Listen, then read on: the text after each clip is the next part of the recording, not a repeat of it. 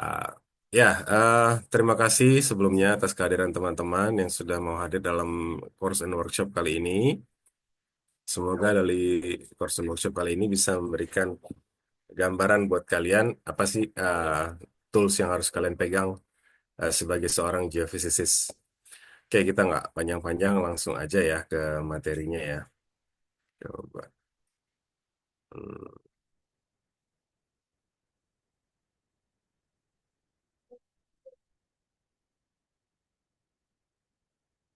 oke. Bisa lihat layar saya? Terlihat, Pak. Ya,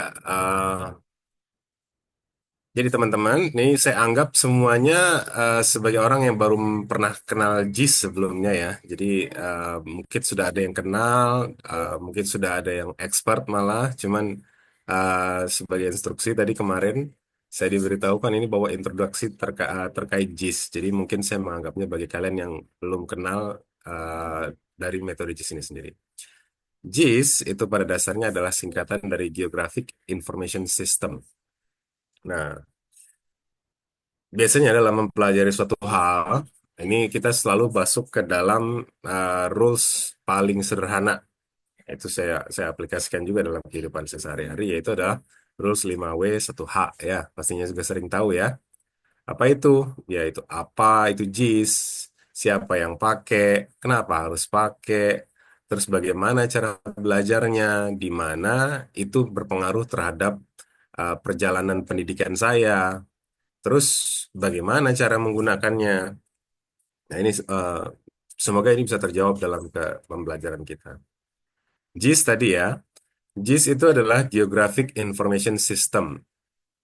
Geographic itu pada dasarnya adalah informasi terkait lokasi yang bisa dinyatakan dalam koordinat ya. Kalau kalian pernah dulu waktu di SMA, kita ada matematika pelajari namanya ada beberapa koordinat sistem, ada Cartesian koordinat, ada spherical koordinat. Kalau di mungkin di SMA belum belajar spherical koordinat ataupun cylindrical koordinat.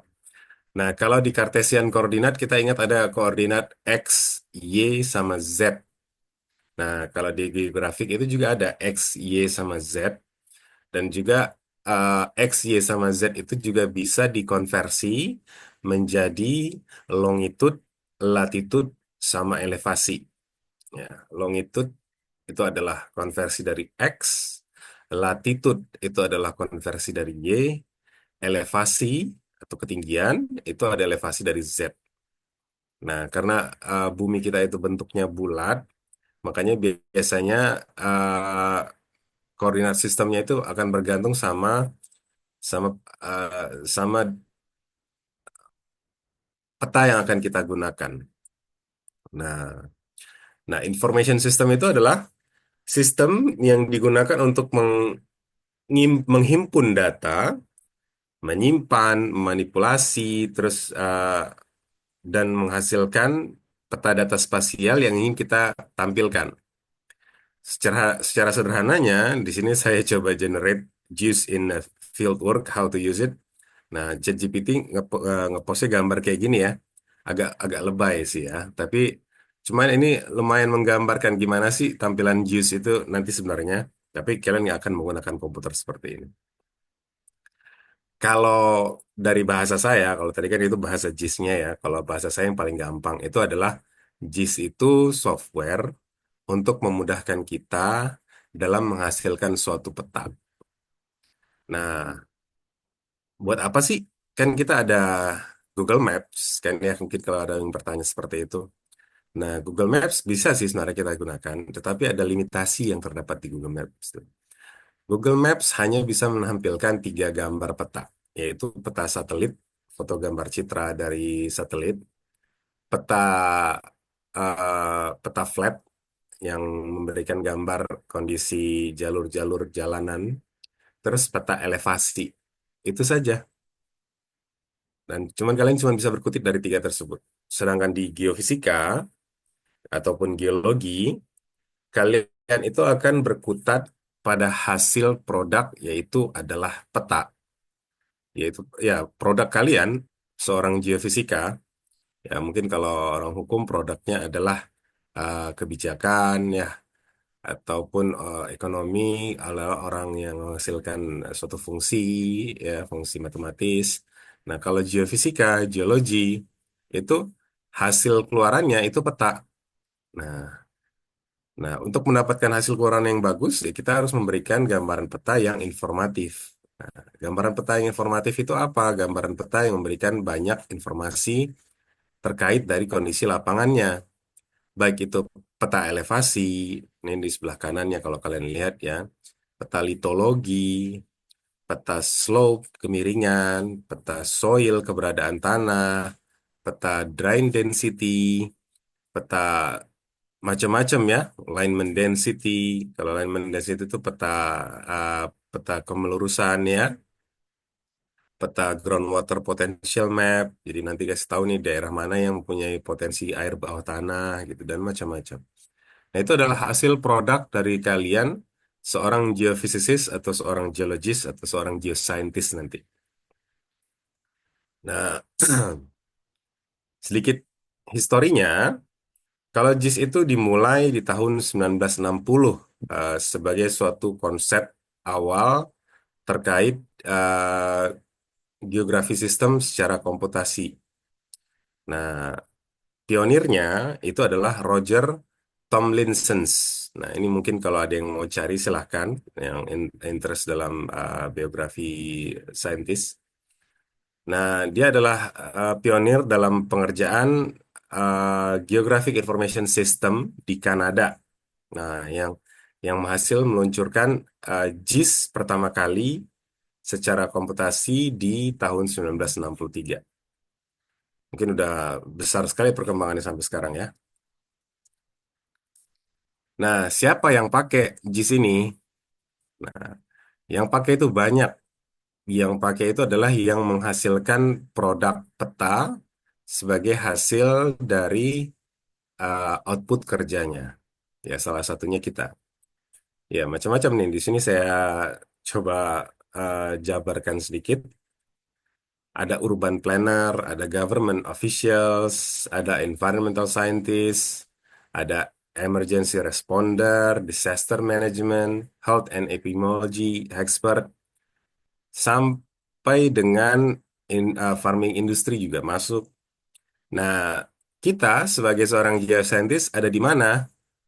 Kita itu ada di environmental science, ataupun juga bisa kemasuk ke dalam disaster management. Nah, nanti kita pokoknya kan kerja kita itu tentang bumi and how the looks from the inside and what the effect on the outside. Nah, geofisik itu juga macam-macam. Geofisik itu kalian bisa membahas mengenai geofisik mau seismik ataupun non-seismik, near surface atau macam-macam ya. Itu kalian akan bisa gambarkan sendiri di knowledge tree yang ada di pikiran kalian terkait apa yang ingin kalian fokuskan nanti. Nah, 3W berikutnya itu adalah kapan, kenapa, dan di mana ya. Kapannya, tepatnya sebagai seorang geoscientist, itu akan kalian gunakan, JIS ini akan kalian gunakan dalam seluruh kerja kalian di geoscience. Nah, kenapa harus belajar? Yaitu karena itu JIS itu penting. Penting untuk informasi lokasi, dan tadi yang saya sebutkan, sangat powerful atau lebih powerful dari Google Maps. Jadi seorang geoscientist uh, tidak akan menggunakan Google Maps untuk petanya, mungkin akan menggunakan, tapi lebih lebih cenderung akan menggunakan JIS untuk hasil output kerjaannya karena itu uh, lebih resolutif untuk dalam project profesional. Nah, kalau di mananya ya sama kayak pertanyaan tadi ya, kapan ya? Nah, terus bagaimana kan gitu ya? JIS itu sebenarnya kalau dibayangin lagi adalah eh, tempat penyimpanan informasi yang mengusung layering system. Kalau analoginya, Mungkin sudah terbiasa menggunakan software Photoshop atau Corel atau ya semua aplikasi gambar yang pernah kalian gunakan. Itu ada sistem layering namanya, sistem lapisan. Lapisan paling dasar, lapisan kedua, lapisan ketiga, lapisan keempat, dan seterusnya. Nah, itu lapisan-lapisan itu kalau kalian sudah tumpuk, kalian akan menjadikan gambar utuh. Nah, sama, JIS ini hampir mirip seperti itu. Kalian akan store informasinya itu dalam bentuk lapisan. Siapa yang teratas, dia yang paling terlihat. Siapa yang di bawah, dia akan tertumpuk oleh gambar yang ada di atasnya. Logikanya sederhananya seperti itu. Nah, layernya itu bisa macam-macam. Bisa terkait tutupan lahan atau land cover namanya ya. Atau bisa juga terkait water body, ya mungkin kayak sungai, kayak bendungan dan macam-macam. Ada juga terkait jalur uh, jalur kendaraan atau road network ataupun keberadaan gedung-gedung macam-macam. Nah, gambarannya kalau kalian lihat itu ada di sebelah kanan, itu bagaimana bentuk lapisan-lapisan dari metode JIS itu sendiri.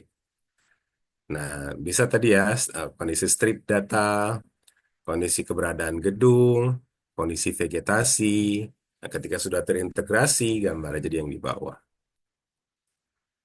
Nah, bertanya-tanya juga mungkin apa aja sih JIS software yang bisa kita gunakan? Ada banyak. Saya biasanya mengkategorikannya menjadi dua, yaitu adalah JIS commercial software atau JIS open source. Nah, saya salah satu dosen yang pro terhadap open source, bukan bajakan ya. Open source itu software yang terbuka bagi umum. Jadi tidak ada license-nya. Kalian bisa menggunakannya free dan tidak terhitung sebagai pembajakan.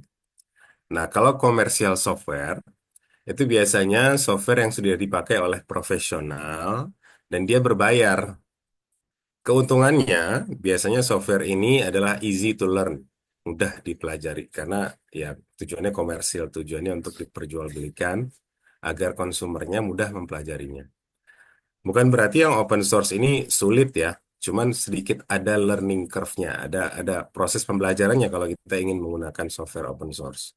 Tapi keuntungannya adalah ada fleksibilitas yang kalian miliki karena kalian tidak perlu terikat dengan proses pembayaran dan tentunya sebagai mahasiswa uh, ini sangat menguntungkan ya karena tidak perlu merepotkan orang tua lagi untuk beli-beli software. Walaupun sebenarnya software komersial itu berbayar, alhamdulillahnya UI itu sudah bekerja sama dengan Esri, salah satu uh, lembaga yang menaungi ArcGIS, yaitu software komersial terbesar untuk JIS. Dan kita punya license-nya. Kita punya license untuk JIS uh, untuk digunakan dalam proses pendidikan. Tapi sekali lagi, walaupun kita punya, saya sebagai dosen sangat menyarankan agar kalian mencoba mencari software-software yang open source. Baik nanti juga ke depannya ketika kalian menghadapi metode-metode geofisika, tentunya akan terlibat dengan software-software geofisika.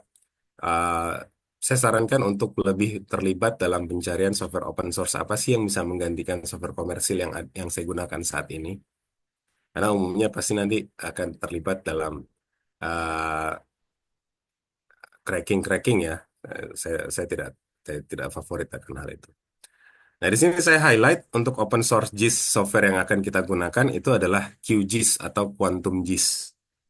Nah, bagaimana cara downloadnya? Kalian tinggal kunjungi website qgis.org. Nah, ini websitenya saya tampilkan di sini. Dan ini akan bentuk tampilan website seperti ini. Dan itu kalian bisa download baik di Windows, Mac, atau Linux yang kalian gunakan sebagai operating system kalian. Nah, setelah kalian download, dan seharusnya sudah di-download ya, karena kemarin itu saya informasikan ke teman-teman panitia agar bagi yang ingin mau ikut workshopnya, silakan coba download dulu QGIS-nya biar kita bisa hands-on bareng-bareng si QGIS ini.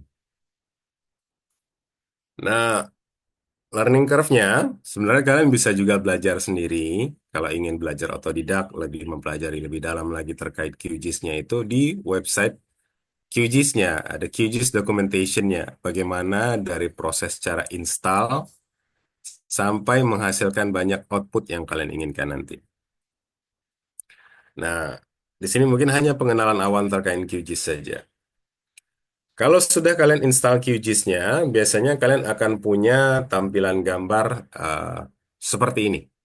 Tampilan softwarenya seperti ini. Di bagian atas itu ada toolbars, dan toolbars ini mungkin bisa beda-beda untuk setiap orang, tergantung tools apa yang di view dalam software kalian. Terus di ruas kiri itu ada browser, itu terkait package-package yang ada di QGIS. Di ruas kiri bagian bawah itu ada informasi layer sama urutannya, dan di pojok kanan bawah itu ada location and coordinate system yang kalian gunakan dalam peta kalian. Nah,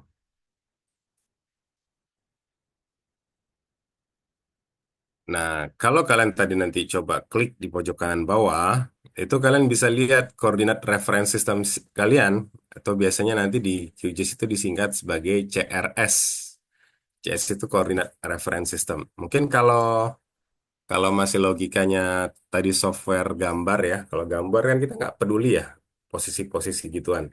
Kita yang penting punya punya layout kertas, kita cuma tempel-tempel aja gambarnya.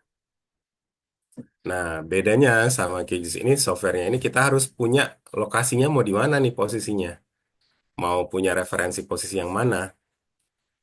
Dua yang paling terkenal biasanya adalah WGS 84 sama UTM Zone. Ya, WGS 84 kalau di ArcGIS itu ID-nya adalah 4326. Nah, kalau UTM Zone itu ID-nya adalah 32549. Nah, kalau kalian nggak muncul di Recent Use Coordinate Reference Systemnya ini, di bagian atasnya ini karena namanya juga recent ya, yang sering digunakan, kalian bisa cari di Predefined Coordinate Reference. Nih, muncul kan ya. Nah, Predefined Coordinate Reference. Nah, ini kalian tinggal cari saja. Baik carinya itu mau melalui ID-nya atau koordinat reference sistemnya. Di sini di filternya ini kalian cari. Nah, yang membedakan apa nih antara WGS 84 sama UTM? Nah, ini saya contohkan beberapa satu koordinat lokasi ya. Kalau WGS 84 itu contohnya Eiffel Tower aja yang ada di Paris.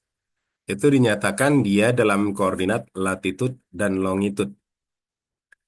Latitude nilainya adalah 48,85 north, dan longitudenya adalah 2,294 east. Sebentar ya.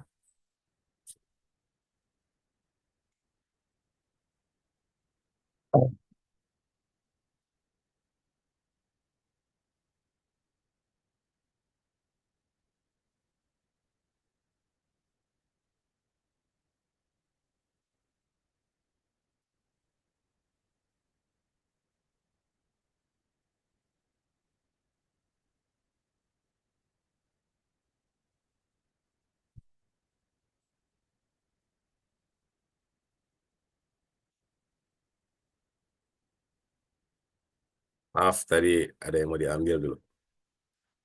Nah, tadi ya, kalau WGS 84 itu tadi ada latitude, ada longitude. Kalau latitude itu yang menyatakan informasi koordinat X kalau kita lebih familiarnya ya. Kalau longitude itu adalah informasi yang menggambarkan ada lokasi Y, ya. Nah, jadi kalau digambarkan nih kayak gini nih. Jadi kalau Pak saya awalnya pakai koordinat sistem WGS 84, terus saya pengen coba menggunakan UTM zone. Itu gimana prosesnya? Ya udah nanti kalian tinggal mengkonversinya. Ada beberapa software yang bisa kalian manfaatkan. Tapi kalau langsung di QGIS-nya, seingat saya kalau kalian langsung jump dari satu koordinat sistem ke koordinat sistem lainnya, itu biasanya nanti peta kalian itu kalau kegeser lokasinya. Karena dia, saya kurang tahu udah built-in atau enggak untuk conversion koordinat sistem. Oke. Perbedaannya adalah kalau di WGS 84 dia koordinat sistemnya dalam degree, minute, second, ya, dalam degree, minute, second. Biasanya dia angka-angkanya itu cuma 2 sampai 180 lah mentok-mentoknya. 1 sampai 0 sampai 180. Sedangkan UTM zone itu kalian koordinatnya dalam meter, metric system. Mungkin lebih familiar yang itu daripada degree ya. Karena konversinya, mungkin yang belum familiar, 1 degree dalam WGS 84 itu setara dengan 111 kilometer. Ya, bergeser 1 derajat itu setara dengan 111 kilometer. Sedangkan kalau kita pakai koordinat sistem UTM zone, itu informasi kita sudah dalam metrik, sudah dalam meter. Itu akan lebih mudah menganalogikannya dalam kehidupan sehari-hari. Nah, kalau kita pengen pakai UTM zone, beda tadi kalau WGS 84, itu kita nggak perlu peduli zona yang kita pakai sekarang di zona berapa. Tapi kalau kita pakai UTM zone, maka kalian harus cari tahu dulu nih, lokasi penelitian kalian itu ada di zona mana. Nah, Indonesia itu kan lumayan luas ya. Kita itu ada di range zona 46 sampai zona 54. Range zona kita itu ada di 46 sampai 54. Dan karena kita berada di ekuator, itu terbagi dua lagi zona kita. Ada zona south, zona di bagian bawah, ada zona north, zona di bagian atas. Beda ya, kalau nanti Australia itu kebanyakan di bagian south semua, kalau Amerika di north semua, nah, kalian dapat lah konsepnya ya. Nah, ini saya sudah lakukan predefined video rekaman ya. Nanti saya juga tampilkan juga mengenai softwarenya. Eh, ini yang biasanya dilakukan pertama kali ketika kita sudah install GIS, QGIS lah tepatnya ya. Yaitu adalah memanage plugins yang kita punya untuk punya data, dapat peta dasar dulu. Karena peta dasar itu kan macam-macam ya nanti. Peta dasarnya mau peta dasar uh, elevasi, atau peta dasar peta satelit, atau peta dasar macam-macam lah. Nah, plugins untuk peta-peta dasar itu kalau di software komersil dia mungkin sudah ada. Nah, kalau kalian, untuk di sini kita harus install satu-satu. Pertama kalian tadi masuk ke plugins, eh, terus klik Quick Map Service. Nah, tampilkan Quick Map Service-nya. Dan kalau belum diinstal, itu klik install dulu, install plugins. Nah, nanti akan muncul tuh di web kalian, di toolbar sekalian webnya itu tulisannya Quick Map Service. Nanti di sana tuh akan muncul berbagai macam base map yang bisa kalian manfaatkan. Dan mungkin sebagian dari kalian atau mungkin yang pertama kali baru install QGIS, base map ini nggak akan muncul. Base map ini nggak akan muncul. Seperti contohnya Esri ya. Ini kalau kita pakai Esri, kita bisa dapat peta dasar dari Esri. Ini yang juga digunakan dalam ArcGIS. Nah, gimana yang belum punya ininya, eh, peta dasarnya. Coba kalian masuk ke Quick Map Service Setting yang ada di web tadi, ya. Atau bisa kalian gunakan toolbar sekalian untuk muncul ke Quick Map Service Setting. Di More Service-nya, kalian klik Get Contribute Pack. Nah, kalau sudah, itu akan muncul tuh peta-peta dasar yang akan kalian bisa manfaatkan. Nah,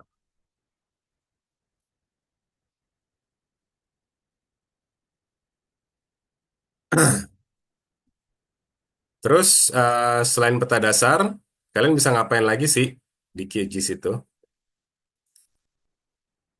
Pertama, kalian bisa menginput koordinat.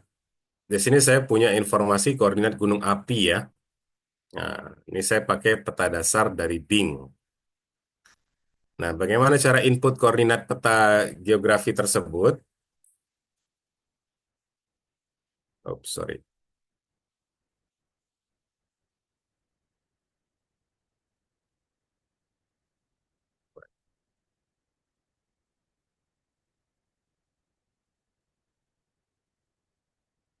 Oke, sorry.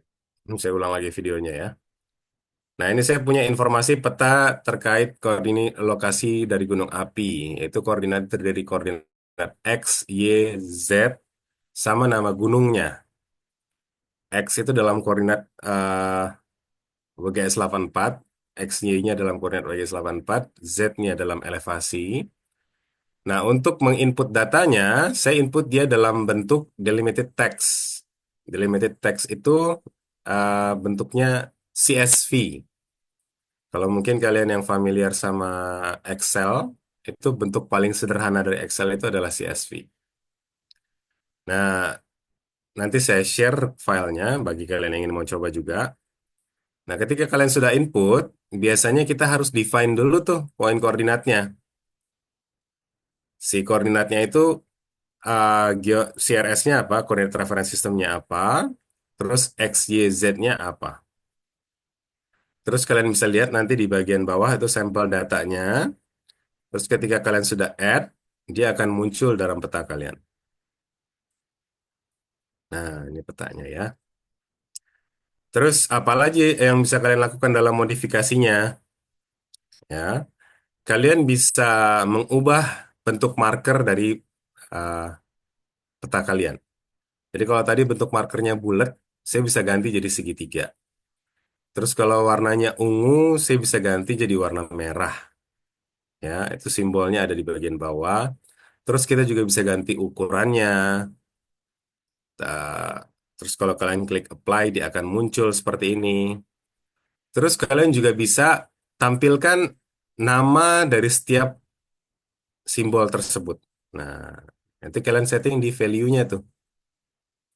Jadi kalau kalian zoom, kalian bisa dapat gunungnya itu. Nah, gunungnya Ciremai, Kawah Geraha, Kawah Karaha, dan macam-macam ya. Itu adalah peta gunung-gunung aktif yang ada di Pulau Jawa.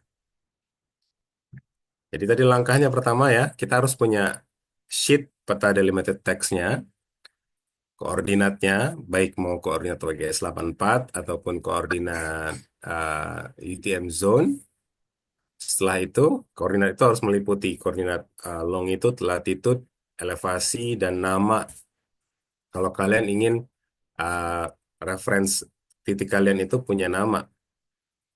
Nah, setelah itu kalian tinggal masukkan ke layer, add layer, delimited text. Karena kita informasi yang kita akan masukkan itu dalam bentuk teks.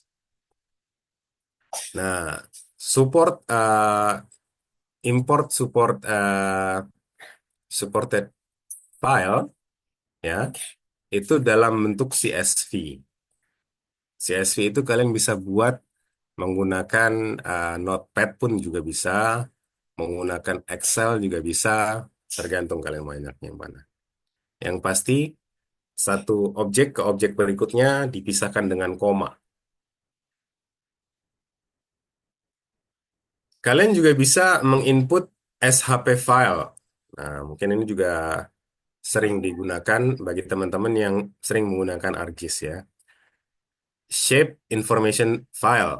Ini SHP file itu biasanya terdiri dari enam informasi, yaitu DBF file, SHP, log, sama SHX. Nah, ini sering yang kejadian di mahasiswa. Oh, saya cuma butuh SHP-nya, terus dia copy itu SHP-nya doang tuh ke komputer dia. Terus dia coba input ke QGIS, nggak muncul. Kenapa? Karena SHP itu butuh teman-teman informasinya ini nih. Jadi kalau kalian nanti mau copy data SHP ke temannya masing-masing, tolong yang di copy itu jangan SHP-nya saja, tapi semuanya. DBF, PRJ, SHX. Nah, nanti ketika kalian mau inputkan ke ArcGIS, yang di drag and drop itu cukup yang SHP-nya saja. Nah, ini saya contohin nih. Saya punya informasi peta geologi Indonesia. Nah, yang saya cukup drag, tarik, diklik, yaitu adalah file SHP-nya saja.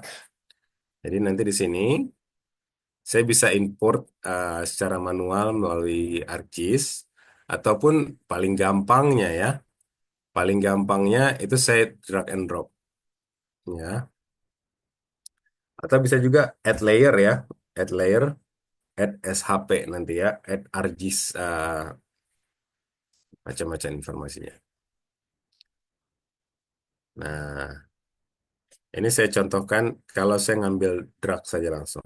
Ini endogeologinya, saya pindah ke software ArcGIS, langsung saya taruh, muncul deh dia. Ini peta geologinya. Sama tadi, kita klik kanan, kita akan dapat informasi apa saja sih yang ingin kalian tampilkan. Pertama, kalau saya mau simbologinya itu tergantung terhadap, saya pilih kategori ya. Saya pengen dia dikategorikan berdasarkan regionnya atau eranya ya, atau umurnya ya. Umur batuan itu ya tadi macam-macam ya. Nah, itu saya bisa tampilkan juga nih. Nanti dia akan menampilkan berdasarkan warna ataupun berdasarkan epoch. Nah, juga bisa. Nanti seperti ini gambaran petanya. Nah, satu Indonesia saya sudah dapat informasinya sekarang. Nah,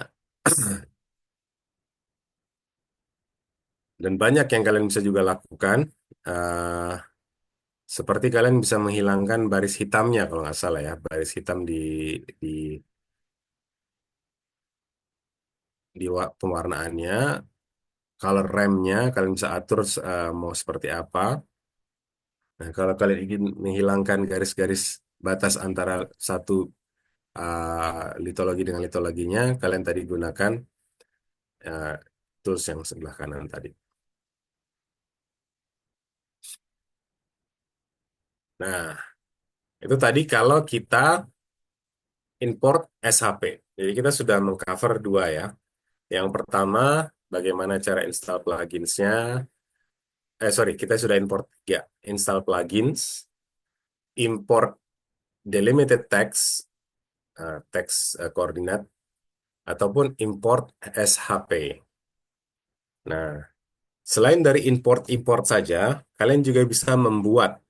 Nah, di layer di sini option layer, kalian bisa membuat. Yang kalian buat bisa macam-macam, bisa buat titik ataupun lain-lain. Biasanya itu kita kliknya add shape layer, add new shape layer. Nah, ini kalian tentukan dulu nih, yang mau dinamakan shape layernya ini sebagai apa namanya. Harus ada namanya ya, kalau nanti mau masukkan. Contoh di sini saya misalkan informasinya adalah objek titik atau poligon. Nah, di sini geometrinya harus ditentukan dulu di awal. Jadi ketika kalian mau melakukan shape file, kalian harus tentukan dulu ini yang mau dimasukkan ini bentuknya apa.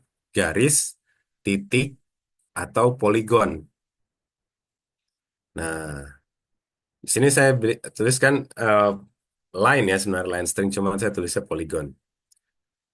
Nah, poligon ini, cara ngaktifinnya, kalian klik tadi, ya agak videonya agak kecepatan ya.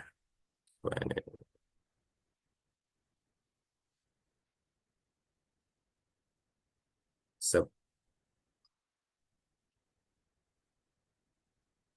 Nah,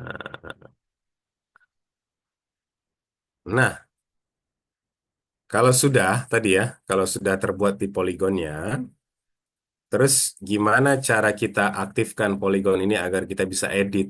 Beda sama kalau di Photoshop ya. Mungkin kalau di Photoshop kalian klik layernya langsung bisa diedit. Nah, ini kalau di sini kita harus klik dulu layernya yang ingin kita edit. Terus kita klik pensil yang di sini nih. Setelah klik pensilnya, nah baru aktif tuh menu editnya. Menu editnya ada macam-macam di sini. Kalian bisa bikin ya silakan explore saja ya. Salah satunya ini kita bisa nambah koordinat posisi lokasi titik. Nah, tapi karena tadi kita tentukan dia sebagai line, maka dia akan muncul nanti dalam bentuk line atau garis. Nah, saya bisa klik nih. Klik, klik, klik, klik, klik. Kalau sudah ingin selesai, kita klik kanan. Terus kita masukkan ID dari SHP kita. Setelah selesai, kalian klik lagi pensilnya. Nanti akan muncul tadi pop-up window. Apakah Anda ingin menge-save editing kalian? Yes, contohnya. Kalau sudah, kalian bisa masuk ke properties lagi. Kalian bisa lihat tuh yang sudah kalian buat tadi apa. Kita sudah buat simple line, ya. Kita bisa tentukan warnanya. Jadi kembali lagi akan selalu kembali ke properties untuk perubahan modifikasi kita. Kita bisa tentukan warnanya. Kita bisa tentukan bentuknya, mau garisnya putus-putus atau macam-macam. Kita juga bisa lihat sheet informasinya. Saya lupa bilang tadi kalau misalkan kalian masukkan SHP, kalian juga bisa lihat lagi nanti sheet SHP itu seperti apa isinya dalamnya. Nah, itu kalau kita masukin line. Saya nggak tahu ini waktunya cukup nggak sih? Udah cukup ya. Nah, gimana kalau kita pengen masukin titik? Sama, create layer, new shape layer, masukin nama filenya, terus tentukan titiknya, geometry type-nya, sorry. Terus oke, terus kita klik pensil, kita masuk, kita pilih new point-nya. Setiap klik dimasukkan ID-nya. Ini kalau kalian mau tulis nol semua juga boleh. Ah, kalau saya biasanya pakai variasi ya. Nah, seperti ini. Saya bikin 4 ya, 4 titik. Nah, habis itu kalian ke properties, kalian bisa atur bagaimana tampilan dari titik yang ingin saya gunakan. Contohnya ukurannya terlalu kecil, saya bisa perbesar jadi 4 gitu. Muncul. Saya juga bisa lihat lokasi titiknya, atributnya ya, istilahnya itu ya, atribut isinya. Nah, saya bisa edit atribut itu juga, halnya sama, kita harus klik pensilnya dulu, terus kalian bisa klik ID-nya itu, kalian bisa ganti. Tadi saya salah masukin 4 ya. Nah, setelah itu, kalian juga bisa, ups, kecepatan. Nah, kalian juga bisa menambahkan informasi lain di atribut data yang kalian buat. Nah, menambahkan atribut datanya apa aja? Ini di sini di bagian yang ini nih, ini namanya adalah sheet calculator kalau nggak salah. Itu kalau kalian klik, muncul pop up kayak gini nih. Ah, ini enaknya kalau saya bikin video ya.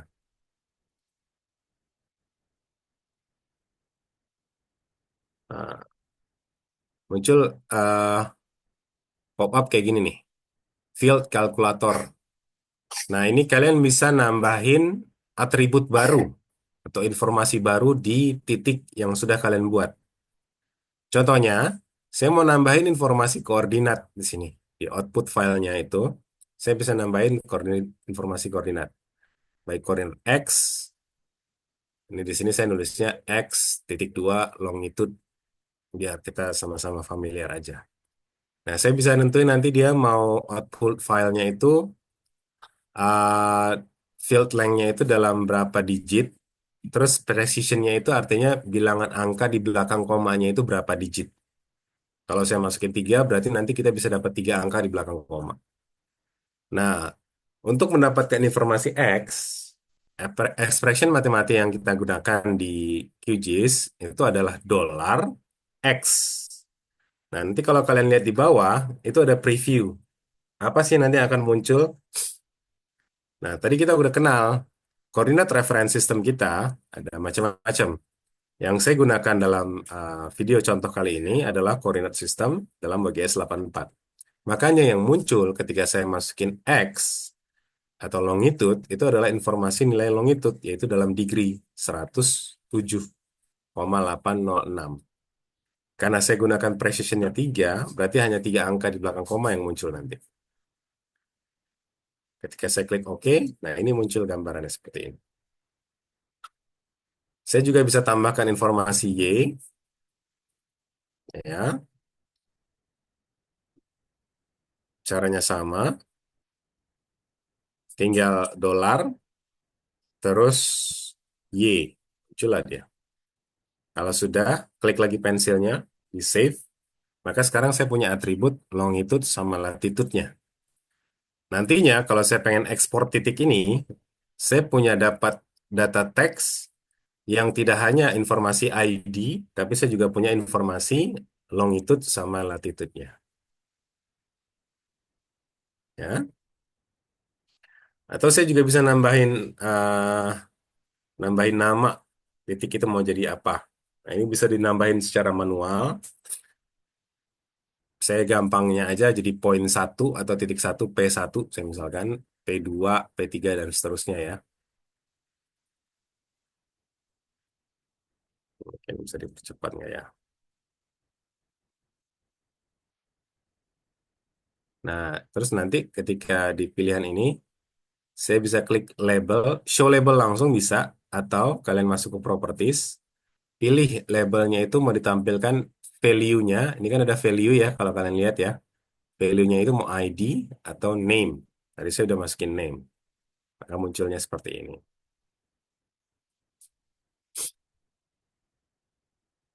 Ini saya bisa ganti juga ukurannya. Jadi fleksibilitas yang kalian dapatkan sekarang itu adalah fleksibilitas penggunaan software yang sudah berkembang hampir dengan 60 tahun ya. Jadi kita udah paling gampang banget nih cara pakai ArcGIS-nya dibandingkan dengan orang-orang zaman dulu. Nah, apalagi sih yang bisa kita gunakan di ArcGIS? Tadi kita sudah bisa bikin uh, titik, kita sudah bisa bikin garis, kita juga bisa bikin di geofisika itu lintasan titik pengukuran. Nah, ini saya contohkan di bagian utara Jakarta. Kita punya suatu lokasi yang ingin dilakukan pengukuran. Kita bisa lakukan pengukuran dulu. Koordinat pengukuran itu ada di jarak berapa dalam koordinat metrik atau dalam degree. Nah, kita juga bisa ganti skala peta kita itu menjadi skala yang kita sesuai gitu ya. 1 banding 12.000 contohnya. Nah, kalau sudah, biasanya kalau kita melakukan pengukuran atau membuat lintasan, contoh saja ini mungkin yang eh, angkatan 2004 belum familiar.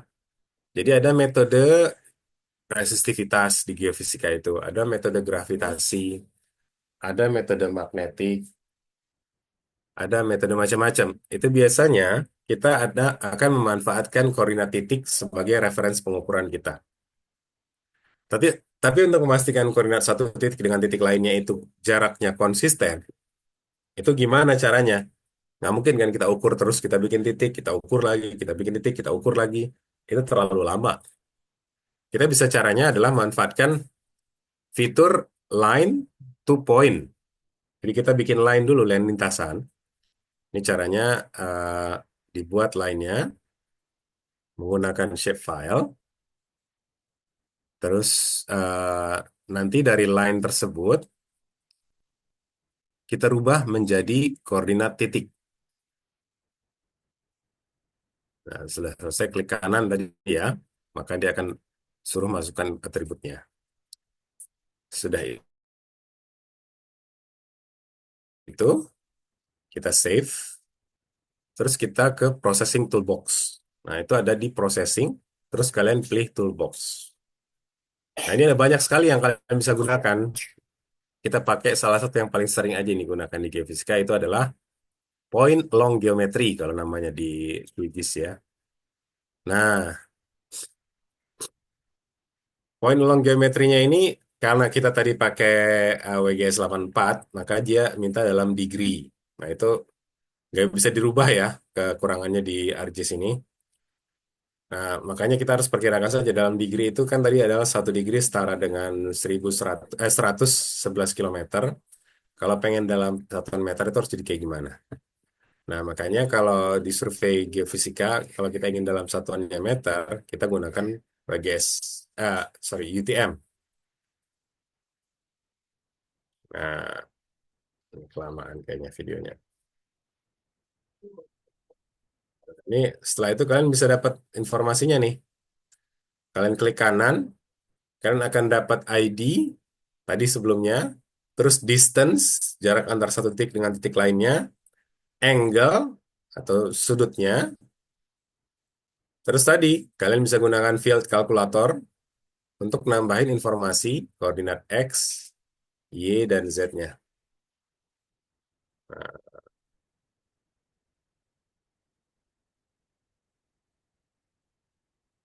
oke,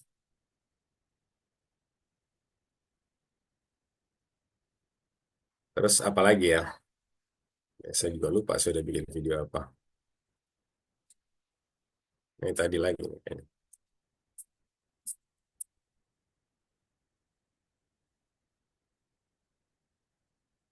Sorry, ini video tentang peta yang saya generate pakai software lain namanya GMT. Nah, oh ya, ini layouting. Jadi kan ini tadi kita baru editing dalam ArcGIS-nya. Kalau kita sudah puas dengan gambar yang akan kita buat, terus kita pengen ekspor dia dalam bentuk peta, kita bisa buat layout peta yang akan kita tampilkan. Caranya, tadi ke project, klik layout, terus di layout ini, sorry, eh, klik new print layout. Nah, tulis nama yang kalian ingin gunakan. Di sini saya contohkan test layout. Nah, akan muncul gambaran seperti ini. Window baru terkait ArcGIS-nya. Ya, ini kertasnya sekarang. Ini yang mungkin lebih mirip sama Photoshop yang kalian pernah coba ya. Adobe Photoshop. Nah, untuk tampilan petanya itu bagian yang ini nih ya, yang kiri ini. Ini akan menghasilkan gambaran peta sesuai dengan yang kalian lihat terakhir di ah, di ArcGIS-nya. Sebentar. Saya ambil tisu dulu, saya agak pilek sebentar ya.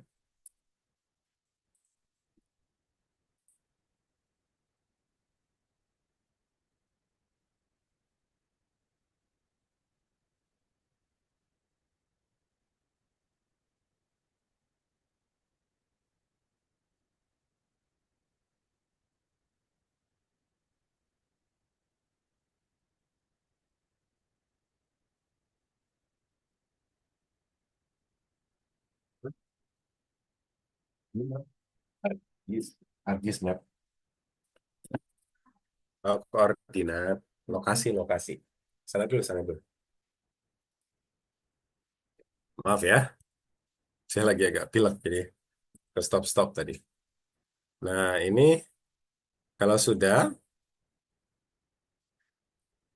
dia akan merendering apa yang kita lihat di ArcGIS tadi. Terus kalian bisa nambahin informasi-informasi lain seperti skala, ya, ataupun arah utara, ataupun legenda yang ini ya, di peta kalian. Sehingga nanti kalian dapatlah output peta yang akan kalian manfaatkan. Ini karena saya cuma pakai dua legenda, yaitu Tectonic Plate sama Google Terrain untuk peta yang kita manfaatkan. Nah, ini muncul. Kalian juga bisa masukkan teks. Nah, di sini saya tuliskan peta Jakarta, contohnya ya. Saya bisa atur berubah teksnya seperti apa, mau ukurannya, mau warnanya, itu ada settingannya semua di sini.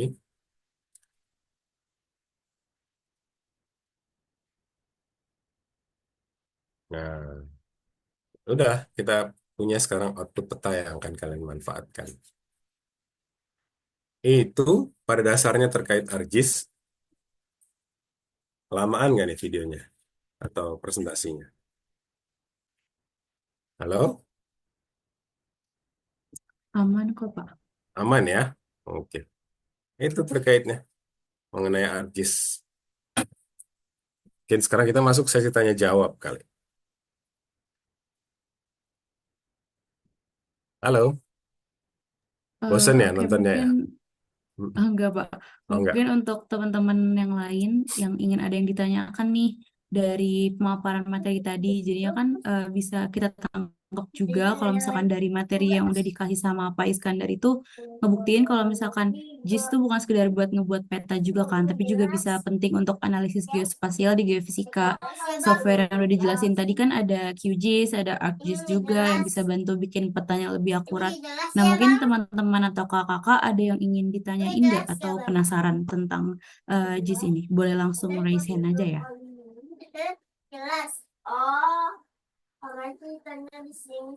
Silakan, ada yang mau ditanyakan.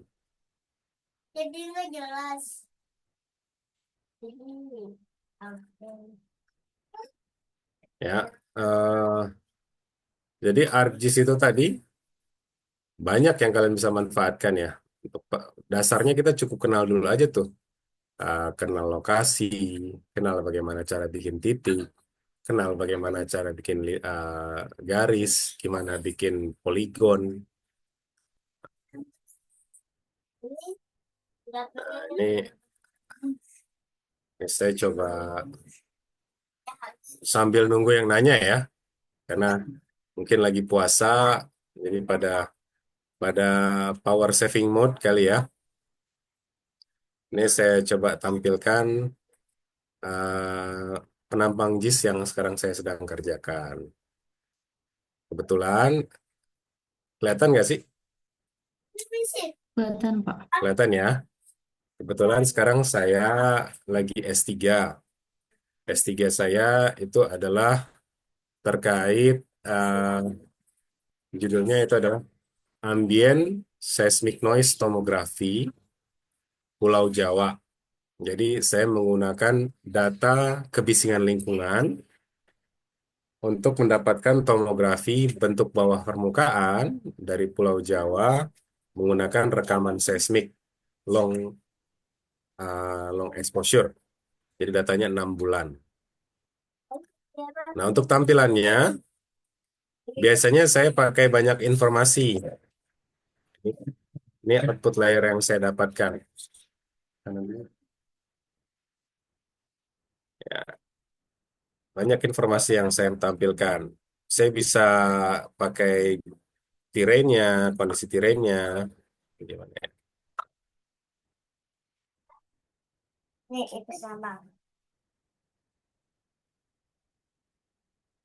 Nah, sebentar. Nah, saya bisa bikin sampling grid untuk exported data. Saya bisa macam-macam ya. Saya punya peta data gunung api tadi yang saya tunjukkan ke kalian. Saya punya informasi titik, titik pengukuran ya. Di sini gimana ya? Nah, ini dia. Saya punya informasi titik pengukuran. Oops, sorry. Eh, Titik pengukuran saya itu menggunakan titik perekaman. Mungkin kalian pernah dengar INA TWS atau sering dikenal dengan Ignatius. Ignatius itu adalah stasiun perekaman gempa yang diluncurkan tahun 2008 yang mengcover seluruh Indonesia sebanyak lebih dari 300 titik pengukuran yang mengukur rekaman getaran bumi secara kontinus. Nah, stasiun pengukuran saya ini ada di sini lokasinya nih. Nah, saya bisa tampilkan stasiunnya berikut dengan namanya.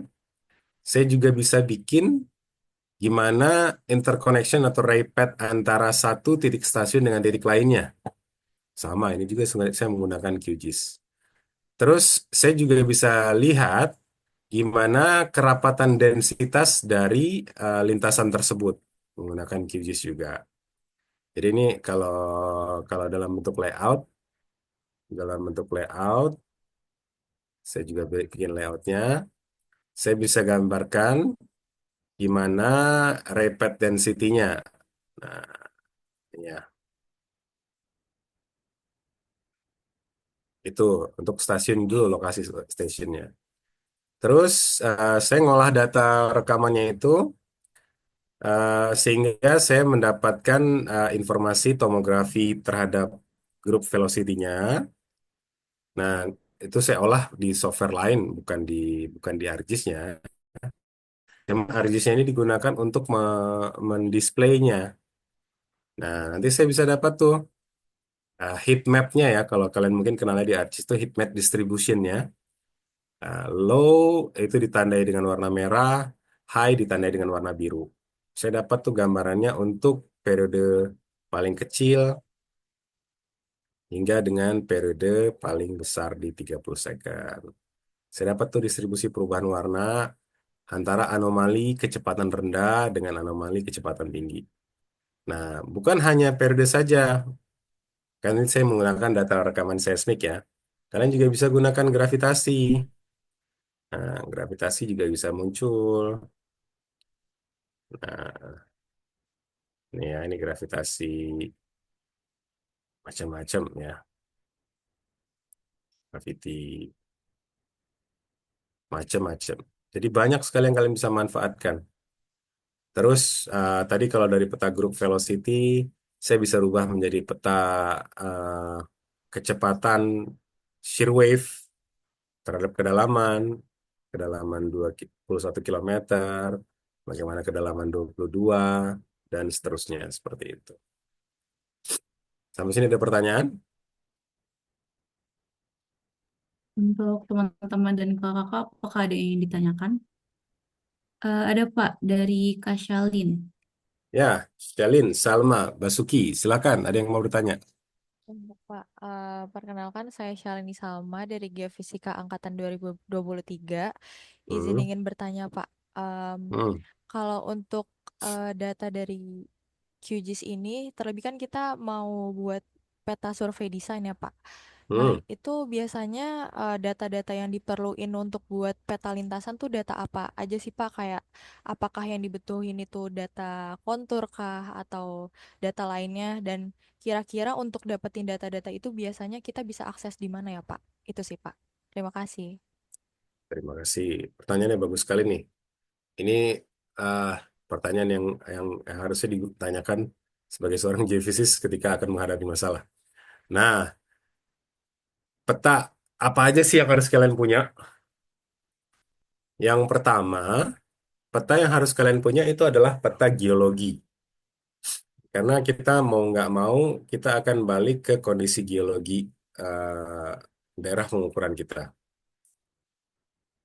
Setidaknya kalau peta geologi itu akan memberikan gambaran bagaimana sih kondisi permukaan lokasi pengukuran kita.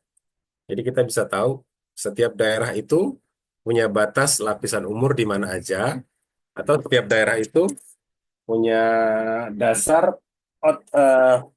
outcrop di mana aja. Nah, itu menjadi gambaran dasar kita. Ibaratnya kalau kalau kita mau lihat isi dalam suatu objek, kita minimal tahu dulu nih mukanya kayak gimana, ya, permukaannya kayak gimana. Nah, permukaannya itu diberikan informasinya dari peta geologi. Nah, peta geologi dapatnya dari mana? ah Pusat Studi Geologi Indonesia itu menghasilkan peta geologi. Cuman nggak enaknya peta geologinya itu biasanya dalam format JPEG ya. Format JPEG itu berarti kalian harus harus masukkan lagi ke ArcGIS, terus harus kalian digitasi ulang. Itu mana sih yang tadi kondisi peta-petanya? Yaitu mau nggak mau itu adalah learning curve yang harus kalian hadapi ya. Ini kalau nggak salah saya pernah ya tahun lalu tuh di Kulon Progo. Coba saya,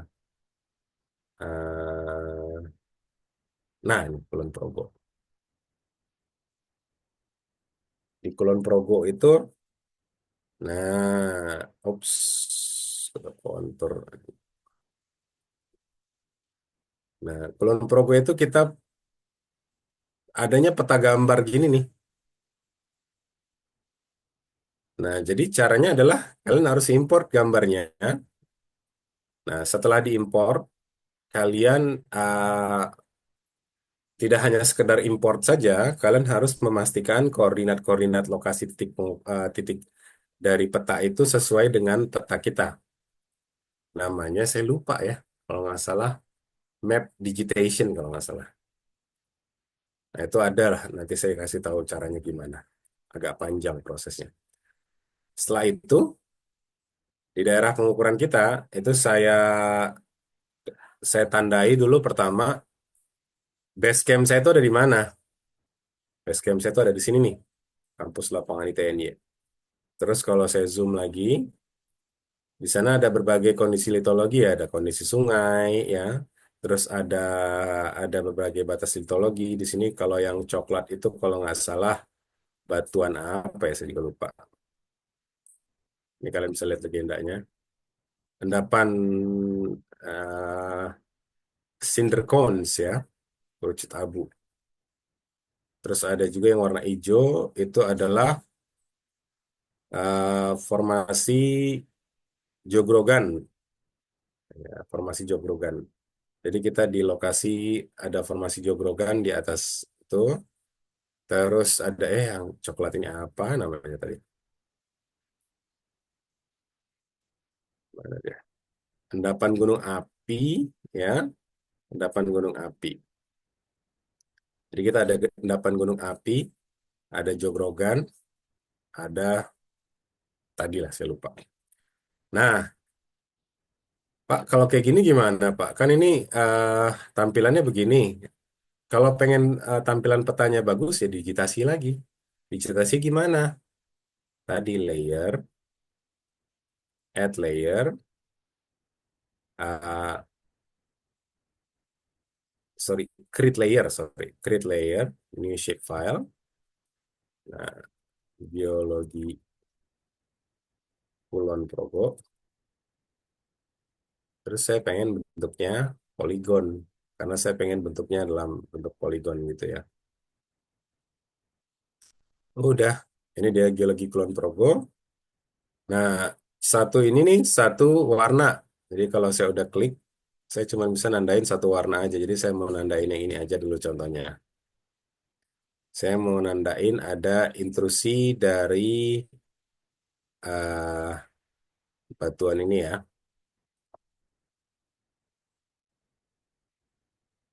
Klik kanan, mau diisi mau enggak juga boleh. Jadilah dia. Dan seterusnya seperti itu. Bikin lagi baru dan seterusnya seperti itu. Nanti kita udah dapat petanya. Terus, selain dari peta geologi, kita butuh apa lagi? Biasanya kita butuh peta elevasi, peta permukaan. Namanya Digital Elevation Model, disingkat DEM, DEM. Nah, itu kalau kalian sudah masukkan DEM-nya itu, nanti gambarannya kayak gini nih. Kalian akan dapat kontur-kontur elevasi permukaan. Nah, ini kalian bisa atur konturnya itu mau berapa. Coba kalau di sini ya. Dari kontur perubahan 10 meter atau perubahan 50 meter itu kalian bisa edit di kontur elevasinya di sini nih, properties. Nah, ini kalian bisa atur nih perubahannya. Simbologinya.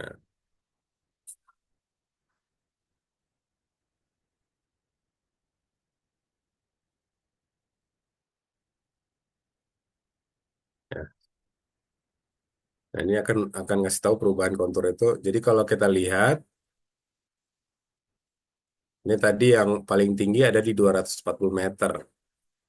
Kita ada di kontur 110 meter nanti di lapangan kampus INTNY di Kulon Progo. Berarti kalian sudah dapat gambaran nih kalau dari sini nanti ke daerah tertingginya itu kalian akan naik setinggi 130 meter. Nanjak ingin menuju puncak dari bukit yang ada di Kulon Progo, salah satu bukit yang ada di Kulon Progo. Kalian juga bisa dapat gambaran tuh.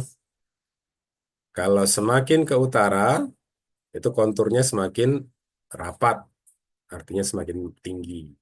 Begitu juga semakin ke barat. Itu gambarannya, gambaran. Jadi minimal dua itu. Kalian punya peta geologi, kalian punya peta elevasi. Mudah-mudahan ngejawab ya. Halo? Halo, Berarti saya masih connect? Ya? untuk dari dua peta itu, dari peta geologi dan peta elevasi tadi, itu bakal di overlay gitu ya Pak untuk dapat survei desain yang kita mau. Iya, tuh. Ini kalau saya tampilkan kan seperti ini ya. Kontur elevasi ada di atas. Terus peta geologi lembarnya ini yang tadi warna-warni ini di bawah. Kalau kebalik naroknya, ketutup tuh elevasinya. Ya layer tadi yang saya ceritain ya. Siapa yang di atas terserah. Kalau kita naruhnya dia yang di atas, ya udah dia muncul gitu. Kalau ini saya taruh di atas, dia muncul di atas. Kalau ini saya taruh di bawah, dia ada di bawah kontur jadinya nanti warnanya. Gitu. Nah, pentingnya dua itu tadi aja. Peta geologi sama peta elevasi. Tadi kalau nggak salah saya punya geologi Indonesia. Silakan kalau mau nanti saya share ke ketua kepanitianya nanti ya. Silakan untuk dicoba aja kalian kalian gunakan. Tapi saran saya kalian juga cari peta-peta resminya. Kalau saya tadi tuh peta geologi Indonesia itu saya downloadnya dari mana ya? Saya juga lupa. Ada peta geologi saya download aja. Tujuannya buat buat course ini sih sebenarnya. Terus saya coba upload muncul. Tapi kalau ini juga peta elevasi ini ada di kalau kita di Indonesia itu ada Demnas Digital Elevation Model Nasional. Itu skalanya antar satu titik ke titik lain itu 30 meter. Itu silakan juga bisa di-download gratis ya. Baik Pak, terima kasih. Sama-sama. Dari sini Apakah ada yang ingin hmm, ditanyakan lagi mungkin yang lain?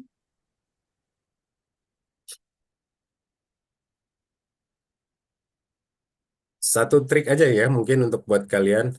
Eh, Saran saya ketika nanti bikin peta geologinya, saran saya pakai UTM zone ini ya, UTM zone ini. Kenapa? Kalau kalian pakai WGS 84, nanti bikin koordinat lokasinya itu dia maksa dalam degree. Kalian nggak bisa rubah jadi meter. Jadi capek aja nanti kita mikir berapa ya dalam degree ini ke meter. Saran saya nanti kalau bikin koordinat, jadi contoh nih saya mau masukin lintasan. Saya pengen bikin lintasan, sorry. Uh, Layer, create layer, saya bikin lintasan. Nah, ini kalau saya pakai WGS 84, nanti dia maksa dalam degree. Tapi kalau saya pakai UTM zone, contoh ini lintasan satu, contohnya. Saya bikin line. Oke.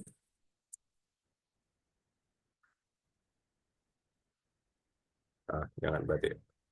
Udah pernah ada uh, lintasan satu tes.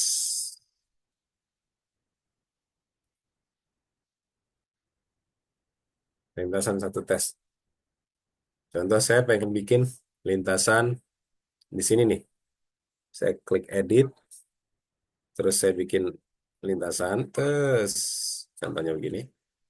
Sudah, saya klik kanan, nah, contohnya. Terus saya bikin dia lebih tebal ya, biar kelihatan warna yang merah, biar jelas.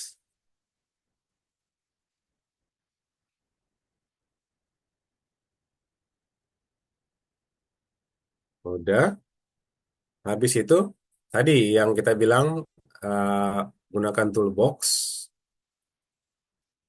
point along geometry nih, kliknya ya. Nah, di sini kalau tadi kalian tidak gunakan coordinate reference system WGS, sorry, UTM zone, kalian nggak bisa pilih aturan ini settingannya. Model meter, kilometer, feet, miliar, milis, miles, atau yard. Terpaksa kalian harus dalam degree, tadi yang seperti yang saya contohkan di video. Kalau ini kalian bisa atur.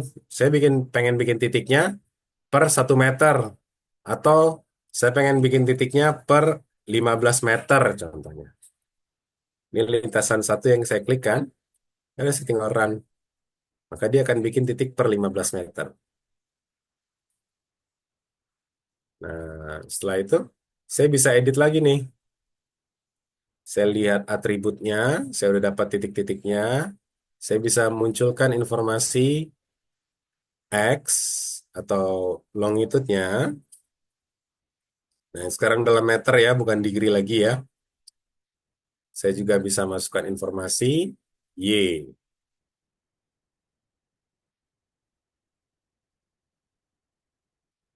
Ini juga sudah dalam meter. Nah, udah. Kita klik lagi pensilnya untuk pastikan dia nge-save. Nah, terus nanti ketika kalian pengen ekspor dia,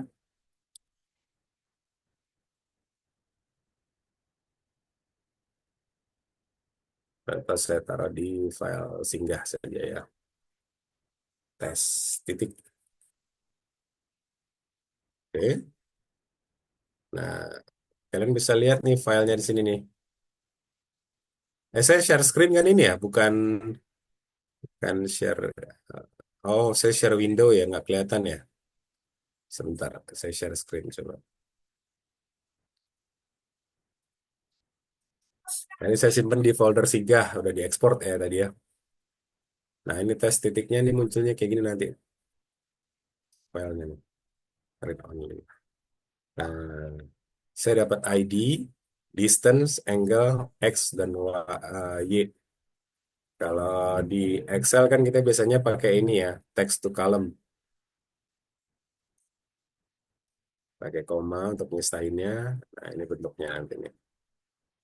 Saya dapat ID-nya, saya dapat distance antara satu titik dengan titik lainnya, saya dapat sudutnya, sudut kemiringannya, sorry, sudut arahnya. Saya dapat nilai koordinat X sama koordinat Y-nya. Gitu. Oke? Ada yang bingung nggak?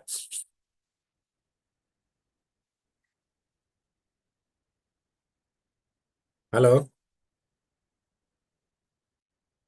Aman deh, Pak, sejauh ini. Aman ya? Sip.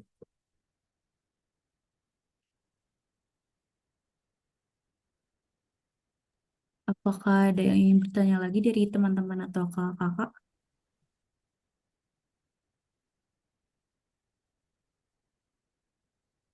Ada yang mau ditanyakan? Ada dua orang, Pak. Ada Silahkan, Safina Bunga dan Lutfi. silahkan.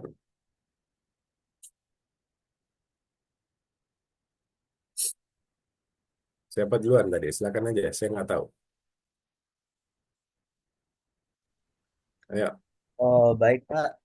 Oh, perkenalkan, nama saya Muhammad Lutfi dari Geofisika Angkatan 2024. Ya, Oh, saya izin bertanya ya, Pak.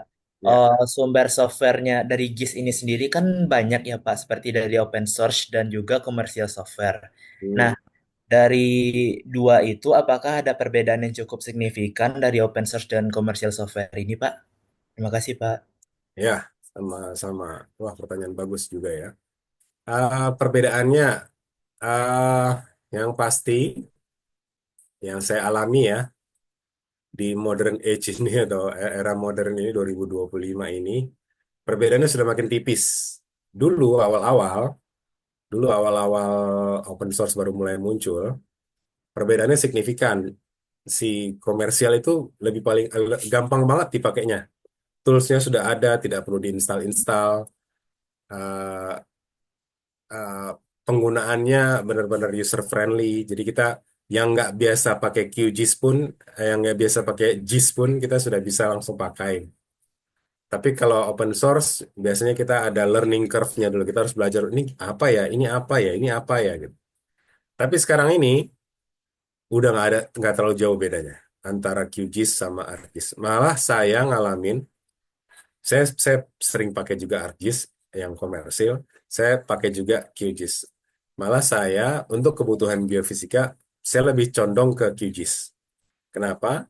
QGIS ini dia open source, terus dia ringan secara memori konsumsi, consuming memorinya lebih rendah. Terus kita hanya perlu install plugins yang kita butuh. Beda kalau yang komersil tuh kita butuh nggak butuh dia install semua tuh. Jadi uh, pertama install itu bisa 15 giga sendiri kalau yang ArcGIS. Tapi kalau QGIS yang open source ini pertama install 200 mega. Jadi yang komputernya low performance nggak masalah. Saya rasakan. Cuman ada fitur-fitur yang berbeda. Fitur-fitur yang berbeda seperti apa ya? Di toolbox ini, toolbox ini. Jadi kalau di toolboxnya mungkin di sini udah terkesan banyak ya di QGIS, bahkan lebih dari yang kita butuhkan. Nah, di ArcGIS lebih banyak lagi. Intinya itu aja. Tapi kepake atau enggak, selama ya ini yang saya pahami, kita belum pakai. Kita belum pakai. Ya, selama ini yang saya butuhkan sampai saya mengerjakan S3 saya belum butuh sesuatu yang nggak ada di ArcGIS. Jadi itu aja gambarannya. Oke, terima kasih ya, Pak. Mm-mm, sama-sama. Mungkin ada juga pernah waktu kuliah mahasiswa saya nanya, Pak, spek komputer saya harus kayak gimana? Ya itu tadi kalau kalian, saya sebagai orang tua juga tahu pengen anak kita dapat komputer sesuai keinginan mereka. Cuman kadang kan komputer itu mahal ya. Jadi sebenarnya spek komputer yang dibutuhkan untuk ArcGIS itu sebenarnya nggak perlu tinggi-tinggi banget. Budget komputer 4-5 jutaan juga bisa sebenarnya. Jadi nggak harus bilang ke orang tua, Pak saya butuh spek gaming untuk bisa komputer saya bisa jalanin ArcGIS. Nggak, itu nggak perlu ya. Bedanya aja mungkin agak lebih lama ketika nampilin peta itu aja, tapi tetap nampilin gitu. Itu aja sedikit gambaran. Silakan tadi ada yang nanya satu lagi ya. Siapa tadi? Halo host, Pak. Safina Bunga tuh. Ya. Baik Pak, saya izin bertanya. Sebelumnya perkenalkan nama saya Safina Bunga Humaira dari Geofisika Angkatan 2024. Nah, Saya izin bertanya Pak mengenai tadi saat kita menyimpan file QGIS ini, bentuk file yang harus di-copy itu kan ada SHP, PRJ, sama SHX ya Pak. Nah, hmm. untuk setiap bentuk file kira-kira perbedaan sama kegunaannya dalam output yang udah kita buat itu gimana ya Pak? Ah, dia informasi pelengkap aja sih. Jadi kalau kita output tadi ya untuk SAPG ini ya, ini belum saya save lagi. Kalau kita coba ya di sini ada nggak ya para file saya mana ya tadi?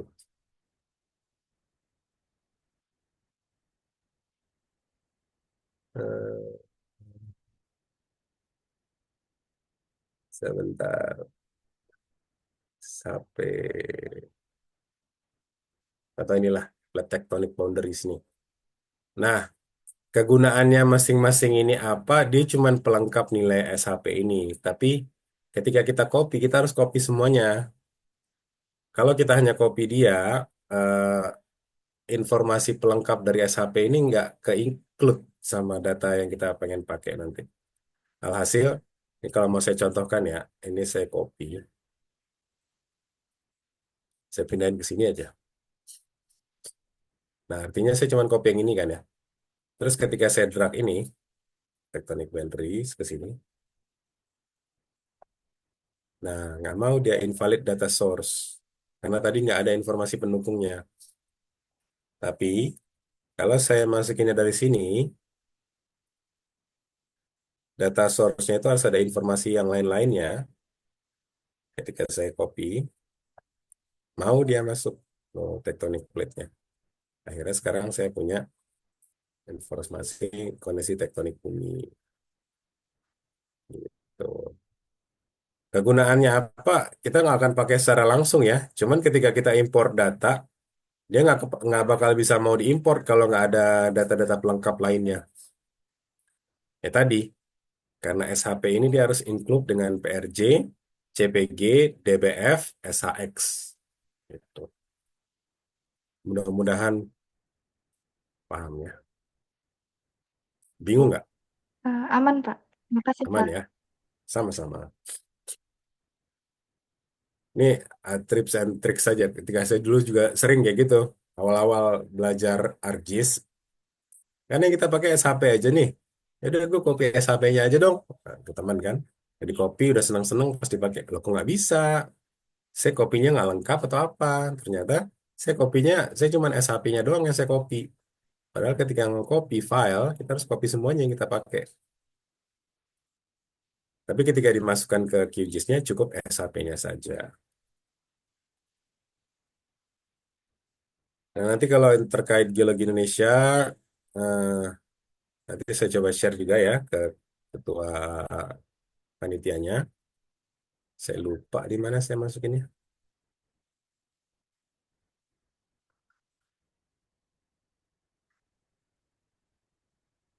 Ah, ya, ada di beberapa. Kalau mau nanti tinggal saya kirim. Itu deh.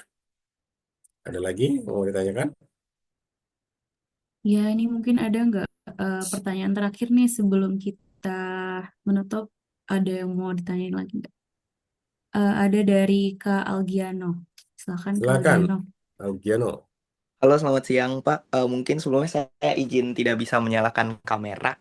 Ya, Mungkin saya ingin nanya terkait yang tadi, Pak, terkait peta geologi. Jadi kan kita bakal dapat peta geologinya itu buat nentuin dari survei desain kita kan, karena dikit lagi kita bakal kuliah lapangan dan butuh survei desain yang akan hmm, menggunakan QGIS ini.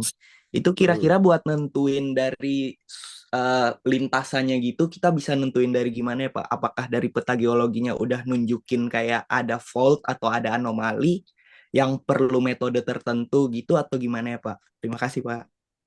Oh ya, sama-sama. Ya, bagus ya. Ketika nanti kita dapat peta geologi, terus kita dapat peta elevasi, Pak, saya masih belum clear nih. Apa sih yang harus saya bikin lintasannya? Nah, itu biasanya tergantung sama daerah interest kalian. Ini kalau kalian lihat ini daerah patahan. Ini daerah patahan. Ah, mayoritas kira-kira daerah patahan di Pulau Jawa itu arahnya akan kemana? Ada yang tahu nggak?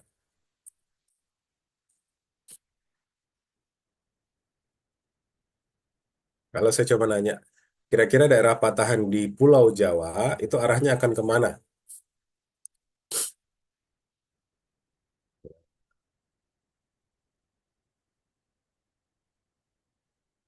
Kalau kita lihat tektonik Jawa, kalau kita mau lihat patahan, jadi seorang geofisikawan itu harus bisa melihat big picture, small picture.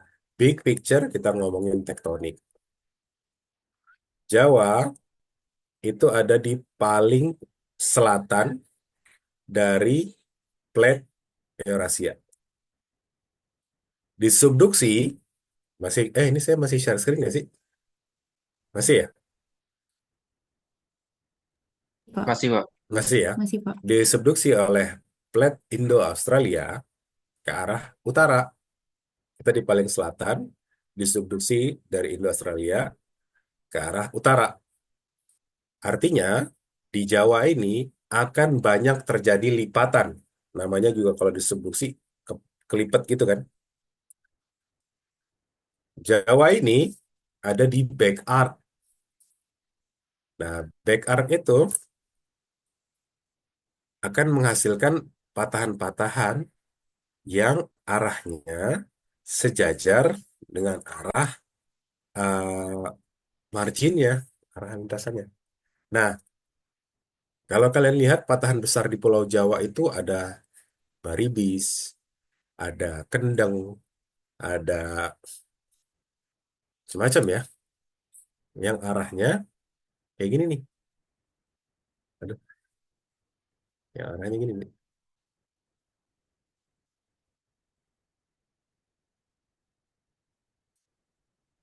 Jadi bisa dibilang, kalau patahan di Pulau Jawa itu, majoritinya itu mengarah dari barat ke timur.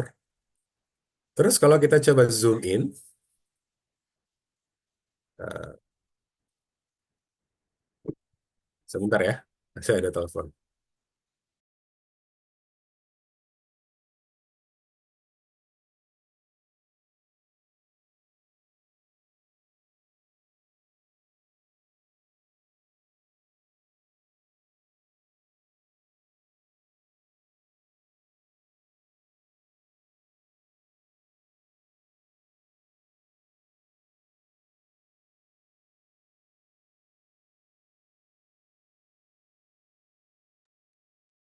Nah, kalau kita coba, sorry, so, mic saya udah nyala belum? Oke, halo, halo. Sudah, Pak. Nah, kalau kita coba zoom in, berarti harusnya di sini patahan umumnya juga akan arah seperti itu, arah barat timur. Mana sih tadi ya? Belum perlu. Nah, enaknya juga nih kalau kalian lost di peta itu kalian bisa klik kanan di peta, zoom to layer. Nah, itu akan nempatin titik lokasi kalian itu ke tengah langsung. Nah, ini tadi kampus ITN-nya, labelnya nggak muncul ya. Ya udahlah. Nah, ya udah berarti patahan-patahannya nanti mengarah dari barat ke timur. Terus sebaiknya lintasan itu memotong tegak lurus terhadap arah patahan. Kalau target kalian patahan. Terus Pak, kalau saya targetnya adalah litologi. Nah, misalkan di sini kalau kalian lihat, ini ada keanehan kalau kalian lihat. Ada suatu formasi, terus tiba-tiba di tengah-tengah formasi itu kayak muncul intrusi dua formasi yang harusnya ada di ruas kiri di ruas barat dari formasi itu. Kok bisa muncul? Kok bisa muncul? Biasanya kita investigasi itu gimana kondisinya. Nah, ketika kita menginvestigasinya, biasanya kita bikin lintasan. Lintasannya biasanya dibikin umumnya paling dasar tuh tegak lurus kayak gini. Tegak lurusnya juga kalau bisa memotong lebih jauh dari objek anomali kita. Berarti Kak, Pak, kalau saya misalkan ini yang jadi objek anomali saya, ya udah saya bikin lintasannya begini, minimal. Itu minimal ya. Terus untuk lebih memastikan lagi gimana? Ya udah ditambahin lintasannya. Kalau saya masih punya banyak waktu, biasanya kan kalau kita ngukur geofisika itu kan kita constraint-nya itu adalah waktu budget. Berapa lama kita bisa ngukur budgetnya kalau misalnya di project ya. Berapa budget yang bisa kita punya. Kalau ini sudah minimal dilakukan bisa, terus masih ada span waktu, saya tambahin aja lintasannya untuk memastikan kalau ini interpretasinya benar. Tapi striknya itu adalah kita harus memasang lintasan melebihi dari objek anomali kita. Jadi kalau objek anomali kita di sini, ya lintasannya harus jauh lebih panjang dari objek anomali kita. Sehingga kita bisa lihat perbedaan dari sebelum, saat, sama setelah dari anomali kita itu kayak gimana. Nah, mungkin nanti kita akan dapat menampang dua dimensinya. Ini objek anomalinya di sini nih. Ternyata hasil penampang lintasan yang nunjukin dia bentukannya seperti ini. Baru deh kalian bisa interpretasi. Mungkin kenapa ada objek anomali seperti ini? Ya karena ada intrusi. Dia mengintrusi formasi yang ada di atasnya yang hijau tadi gitu. Gitu. Yang penting kita udah dapat gambarannya dulu nih. Kalau belum dapat gambarannya itu cuma dapat istilahnya slice datarnya doang yang ini nih. Tuh. Kebayang nggak maksud saya? Semoga nangkep ya. Eh, Kadang saya ngejelasin juga agak bingung nih. Gitu. Ada pertanyaan? Baik, apakah untuk Kak Algiana apakah sudah terjawab? Sudah. Makasih banyak, Pak. Ya, sama-sama. Dikarenakan waktunya terbatas, maka saya mohon maaf kepada semua teman-teman dan kakak-kakak yang ingin bertanya, karena pertanyaan dari Kak Algiana merupakan pertanyaan terakhir dari sesi tanya jawab hari ini.